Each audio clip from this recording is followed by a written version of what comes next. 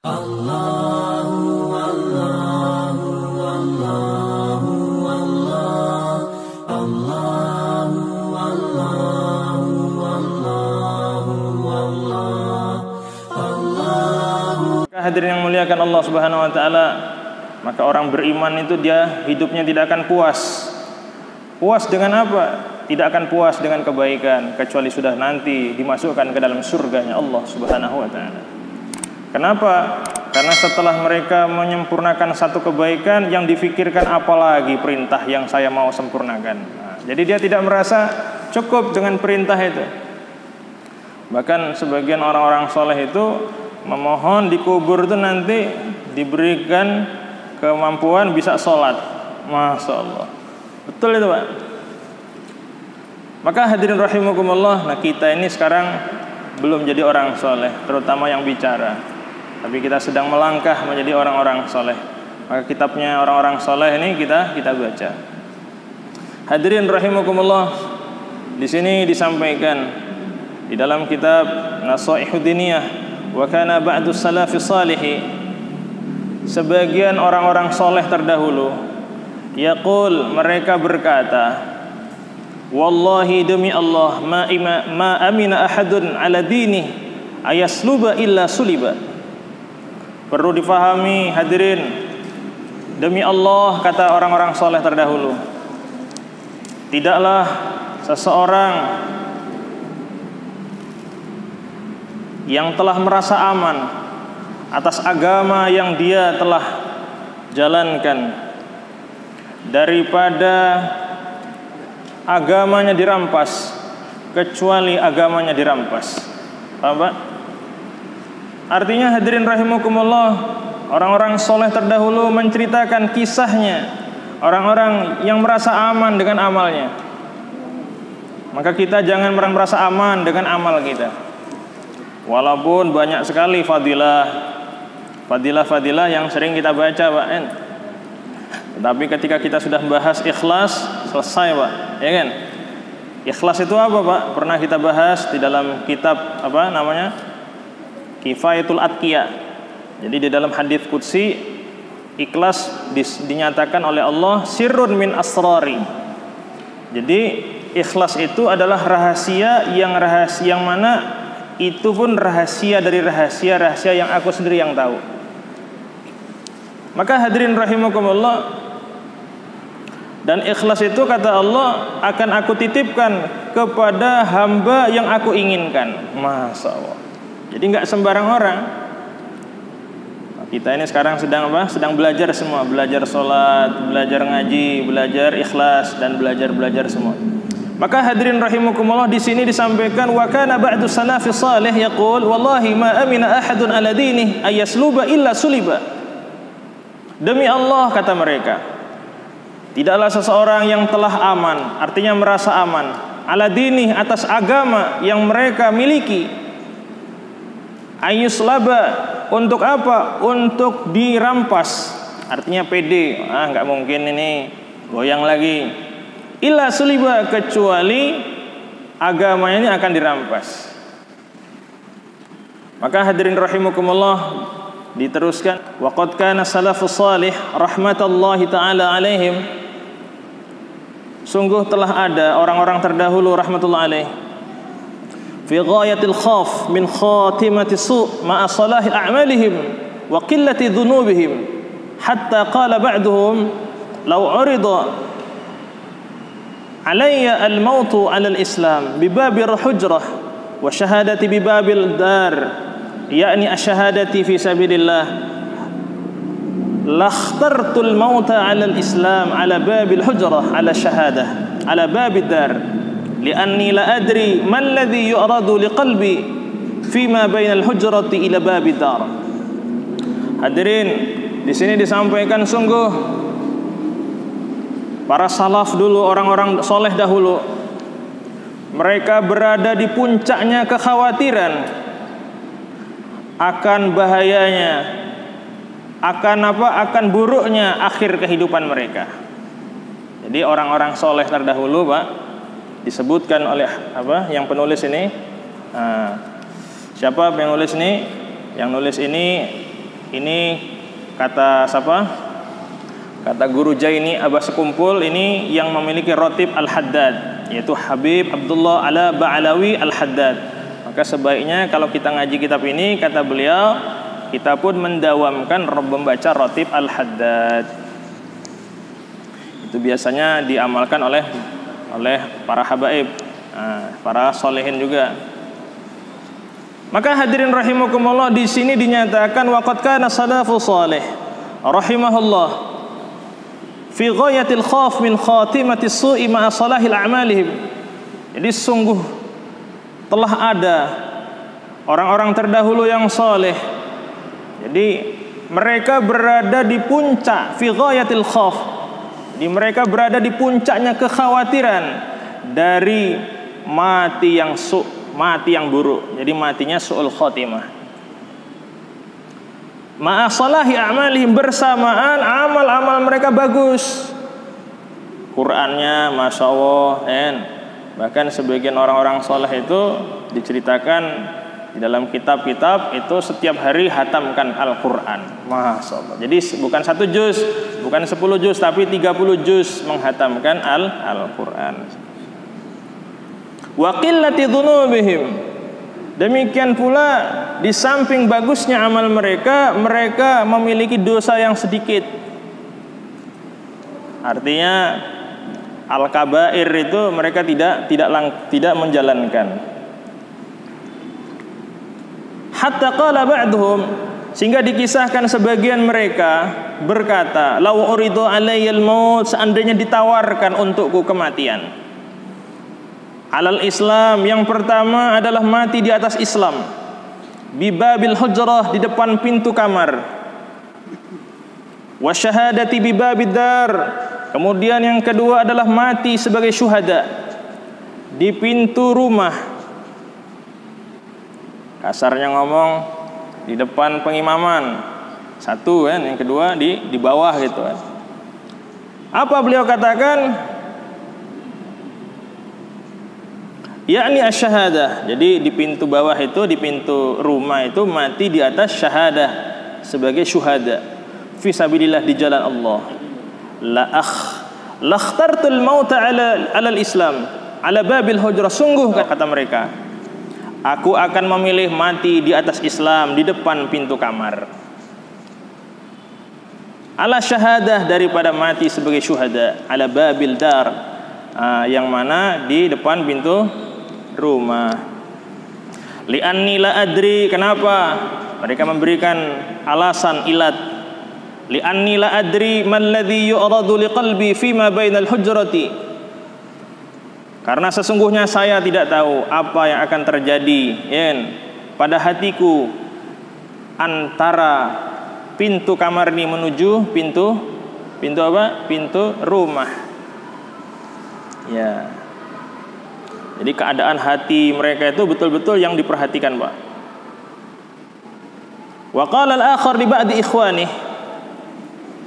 Bahkan hadirin rahimakumullah, sebagian di antara mereka ketika kematian mau datang, Pak, maka berkata kepada ikhwannya, kepada saudaranya, "Idza hadaranil maut faq'ud 'inda ra'si wanzur fa in ra'aitani qad muttu 'alal Islam fakhudh jami'a ma ma'i wa bi'hu wa khudh bihi syukran wa farriqhu 'ala sibyan wa in ra'aitani qad muttu 'ala ghairi dhalik fa'lamin nasa li yusalli 'ala man arad ay yusalli 'ala basirah wa kana qad dzakaru lahu 'alamatu ya'rafu biha al-farq bainal amrayn." Hadirin, di sini disampaikan,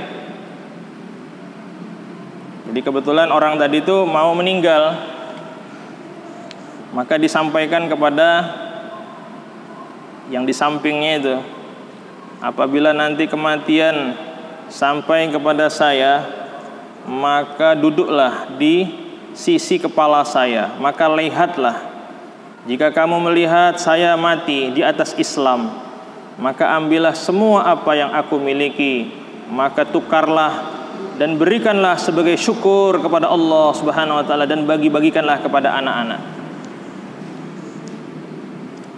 Tetapi sebaliknya, kata dia, karena walaupun kelihatannya ini matinya nih insya Allah dalam Islam Pak, orang-orang dulu.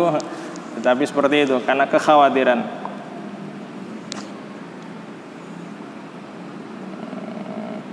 Wa in ra'aitani qad muttu ala ghairi dzalik, namun jika engkau mengetahui aku mati di atas selain itu, maksudnya selain Islam, maka sampaikanlah kepada manusia, liyusalli ala man arad, agar siapa yang mau menyolati aku silahkan.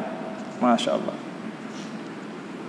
Maka hadirin rahimakumullah, ringkasnya ucapan seperti itu karena kekhawatiran mereka Pak.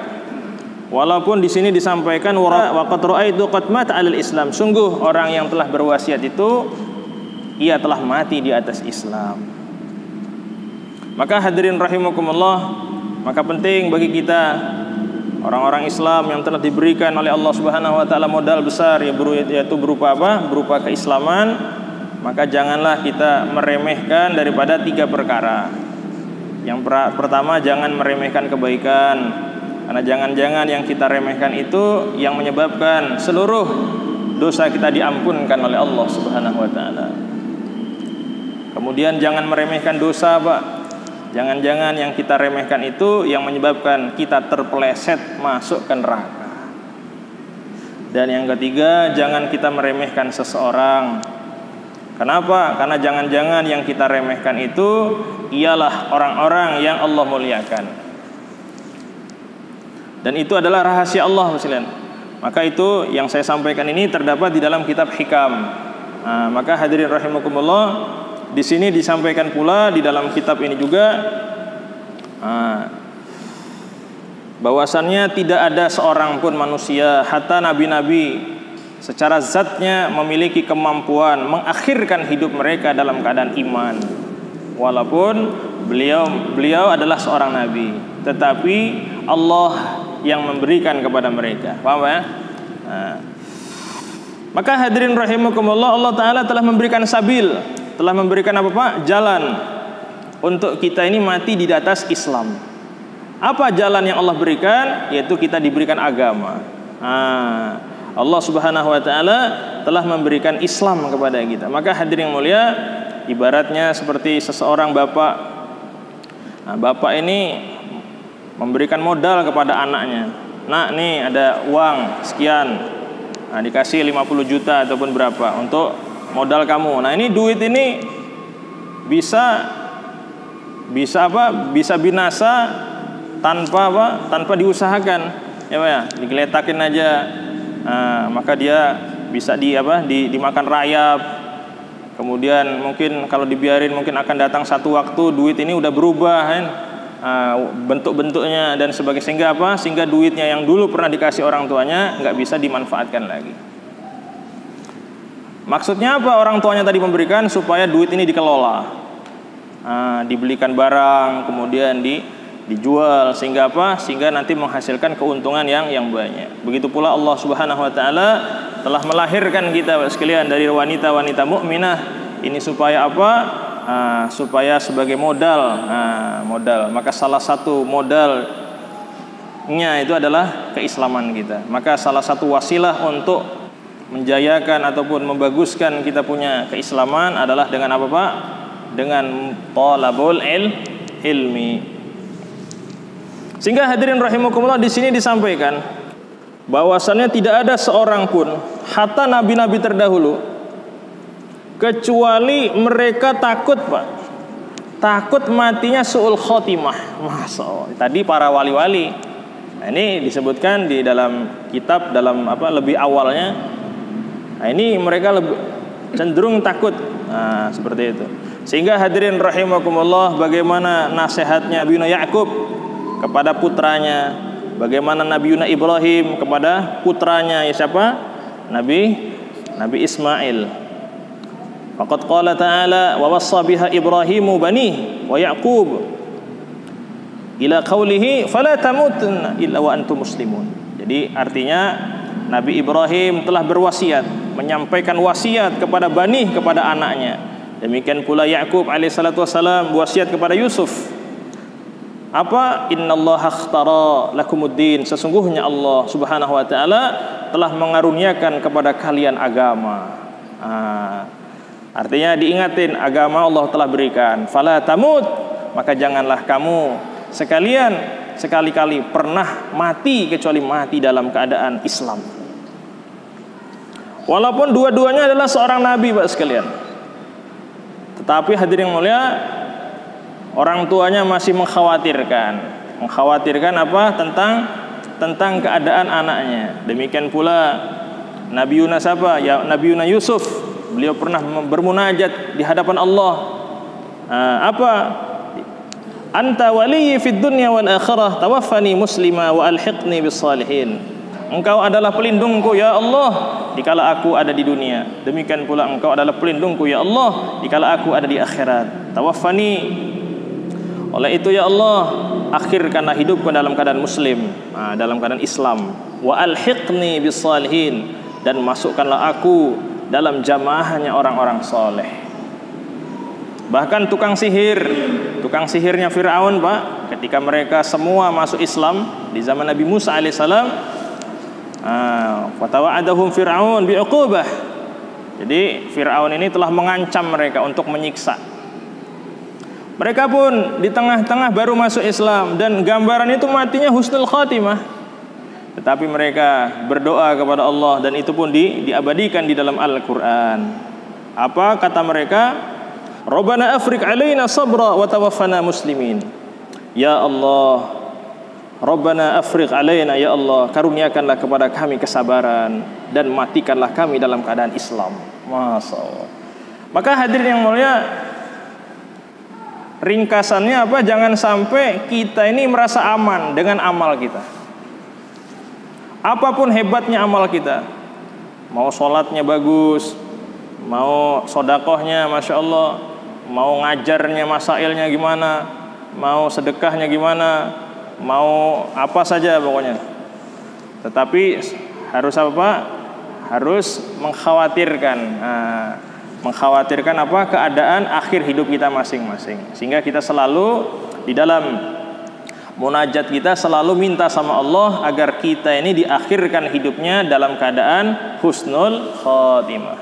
Bahkan kalau bisa doanya itu serius. Kenapa? Karena kebanyakan kita ini doanya sebentar, Pak ya. Baru ngangkat tangan langsung ditutup, Pak ya. Baru ngangkat gini langsung wassallallahu ala sayyidina Muhammad. Jadi kita doanya panjang. Maka kata para ulama, latihan. Mungkin habis sholat, terutama habis sholat sunnah, latihan doa 5 menit. Jadi kalau belum 5 menit jangan berhenti. 5 menit betul, Pak. Kita lihat jam.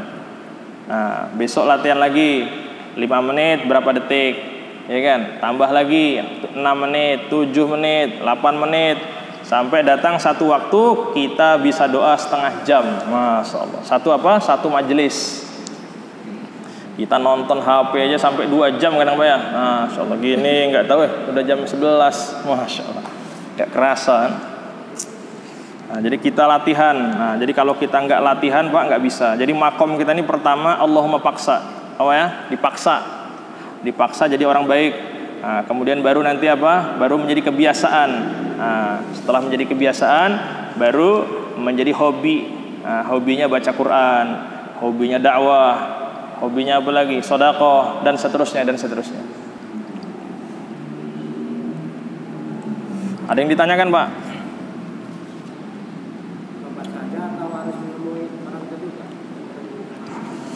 Oh ya. Jadi di dalam bermaksiat itu ada maksiat kepada Allah, maksiat kepada hablum minan nas. Jadi artinya kita melanggar.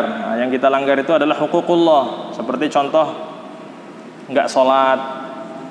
Itu ada aturannya juga, paham ya?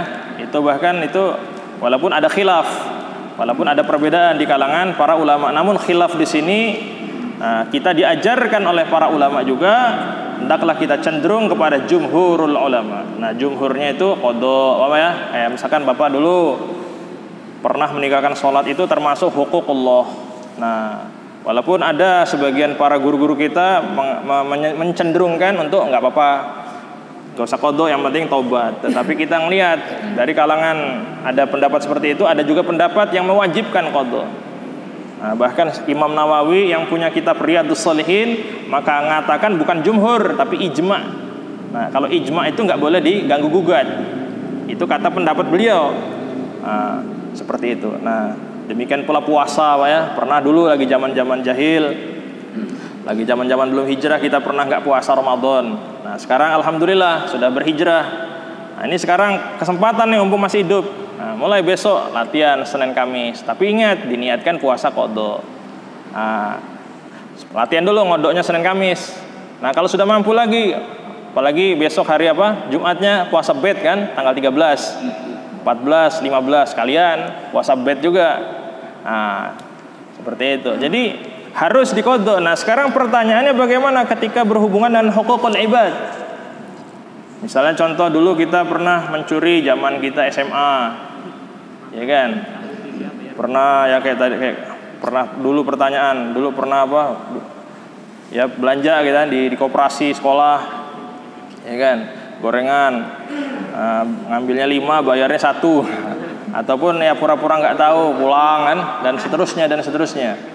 Nah, sekarang sudah tobat bagaimana? Ya harus ditunaikan. Gak bisa. Kenapa? Karena nanti ketika kita dihisab, dilalah itu sebagai apa? Jalan mereka untuk mereka mencari kebaikan yang punya tahu itu.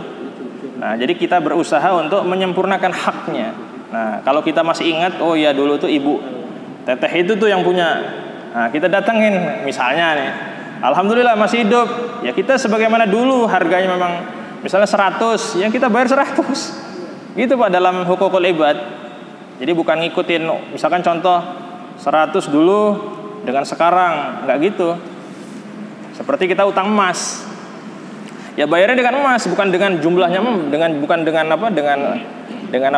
harganya emas. Misalnya contoh kita utang dulu emas 5 gram. Zaman dulu itu 1 gram ini masih 5.000 misalnya atau 10.000. Nah sekarang ya bayar emas, nggak boleh bayar duit, paham ya? Nggak boleh bayar uang kecuali kita samakan.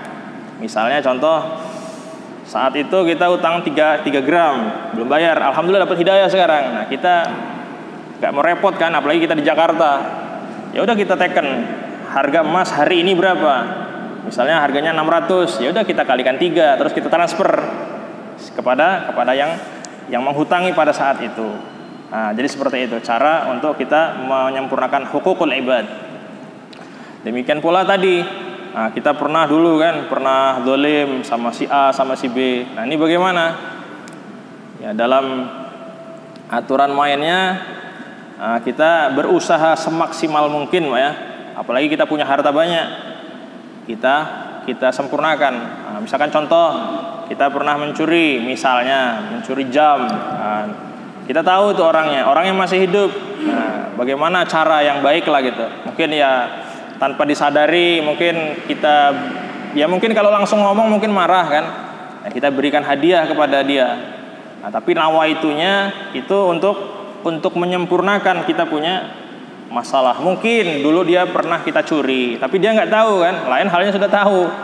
Nah, karena mungkin takut sama kita, dia nggak berani nagih. Sekarang sudah hijrah, langsung aja kita bilang, Dek, Bang, dulu saya pernah ini kan, kamu ingat? Nah sekarang saya minta halalnya. Nah ini sekarang saya pulangin. Nah, seperti itu. Tapi kalau nggak tahu bisa kita ganti dengan hadiah. Tapi jumlahnya sama. Nah seperti itu. Makanya kita penting Pak, kita sering mendoakan. Salah satu doa yang kita harus lantunkan, ya Allah ampunkanlah dosa orang-orang yang pernah saya zalimi. Ampunkanlah orang-orang yang pernah saya saya sakiti hatinya. Baik yang mana dia sendiri terasa atau tidak.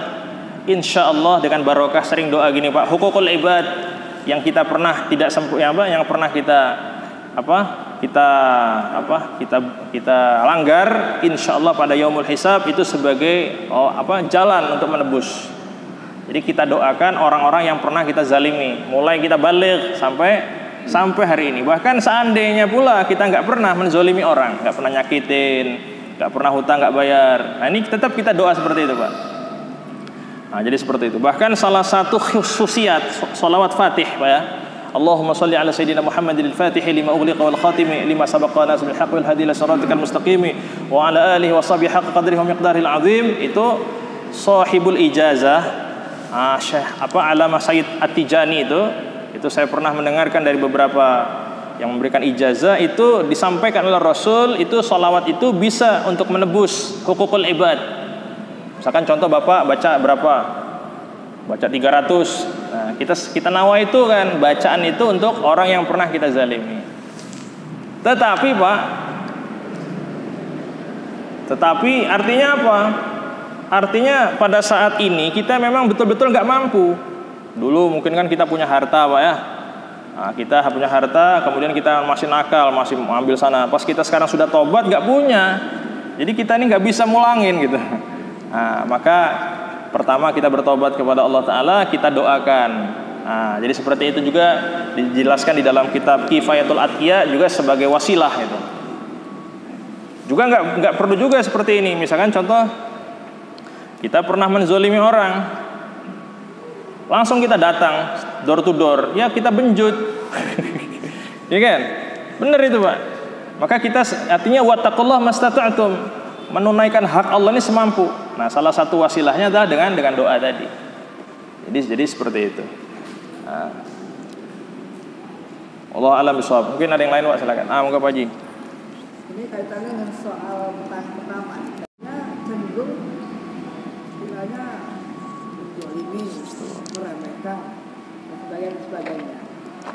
Nah, tadi itu apakah amalan itu akan diterima oleh Allah Subhanahu wa taala sementara kabur dengan keilmuan tadi? Jadi memang di dalam mempelajari bab-bab hati, Pak, itu memang untuk diri sendiri, Pak ya, bukan untuk ngontrol orang. Repot. Jadi memang ya kita nggak tahu, jangan-jangan orang yang kita katakan sombong itu ya ada satu kebaikan dia yang menyebabkan dia ini sudah sampai kepada Allah. Jadi nih kadang-kadang orang yang sombong di depan kita itu hijab kita dengan adanya kesombongan dia itu menyebabkan kalau kita sabar kita sampai kepada Allah itu. Paham ya? Kadang-kadang Allah uji kita dengan kezaliman seseorang, kita disuruh sabar. Nah, ini sabar kita ini sebentar lagi nyampe gara-gara sabar. Contoh dijelaskan di dalam kitab Hilyatul Aulia, ada satu nasihat dari beberapa para ulama, saya bukan fadilah sedekah, maaf Pak. Jadi ketika seseorang ini sudah di tengah-tengah sakaratul maut, Allah perintahkan kepada malaikat untuk memecahkan gelas yang misalkan si yang mau meninggal itu minta tolong sama anaknya, minta air putih. Padahal dia sudah bertobat, Pak. Maka kata Allah, wahai malaikat, pecahkan gelas yang sudah sampai ke tangan si fulan itu. Maka dipecahkan. Allah Ta'ala malaikat bingung. Dia ini sudah bagus gitu kan. Ternyata Pak, Allah Ta'ala menghendaki dari keadaan seperti itu ada sedikit lagi dari dosa. Sehingga Allah Ta'ala menghendaki ketika dia mati udah gak ada dosa, langsung masuk surga. Jadi kita nggak tahu, makanya kita ini Masya Allah kalau belajar hati ini susah Pak. Mau gimana orang di depan kita, ini bicara walaupun saya belum mampu, ini bicara aslinya. Mau gimana orang di depan kita, itu urusan dia dengan Allah. Tapi urusannya kita ini hanya berusaha saja.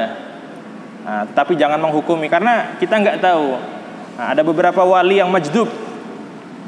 Majdub itu terhijab Pak. Contoh dikatakan Habib Syekhon yang di Jakarta itu. Mungkin banyak sekali komentar-komentar dari orang-orang yang nggak kenal sama dia. Katakan orang gila lah, ya Pak ya, beginilah, begitulah kan. Tapi kalau orang yang sudah kenal, diantaranya ini Abah Yai Idris ini, itu salah satu orang yang dekat dengan dia. Bahkan termasuk Habib Umar Al-Hafidh juga orang yang kenal sama Habib Syekhon. Itu mengatakan beliau adalah wali Allah. Jadi gitu Pak, paham ya? Jadi kita nggak tahu. Jadi artinya itu kadang-kadang, apalagi dia seorang ulama. Jadi kesalahan dia itu kadang-kadang sebagai hijab untuk diri kita. Jadi kita jangan sampai terlalu menghukumi gitu. Itu yang level ulama. Semua juga sebenarnya. Level orang-orang yang awam juga seperti itu. Ya, makanya saya bilang tadi jangan kita meremehkan 3. Cuman bukan berarti kita nggak boleh beramar ma'ruf. Apa ya? Boleh gitu. Misalkan contoh ada orang yang nggak cocok lah dengan kita, misalkan di masyarakat, ya kita beramar ma'ruf, tetapi jangan menghukumi dia gara-gara itu dia ahli neraka, jangan. Nah, karena kita nggak tahu, karena mungkin dia di dalam kondisi seperti itu, di dalam hatinya sudah ada perasaan bertobat, merasa mungkin setelah kejadian yang kita lihat itu. Sedangkan kita menghukumi, nah ini kan bukan hak kita Pak ya. Nah, jadi seperti itu. Mungkin cukup dulu Bapak sekalian karena waktu sudah sampai. Alhamdulillah kita syukur kepada Allah Ta'ala telah diberikan waktu untuk sama-sama thalabul ilmi. Semoga pengajian ini diterima oleh Allah Subhanahu Wa Ta'ala sebagai wasilah kita diberikan kemudahan, hajat-hajat kita dimudahkan, bahkan negara kita juga semua dimudahkan oleh Allah Subhanahu Wa Ta'ala. Allahumma amin. Subhanallah bihamdi, subhanakallah bihamdik, asyhadu an la ilaha illa anta astaghfiruka wa atubu ilaik. Wal afu minkum, wassalamu alaikum warahmatullahi wabarakatuh.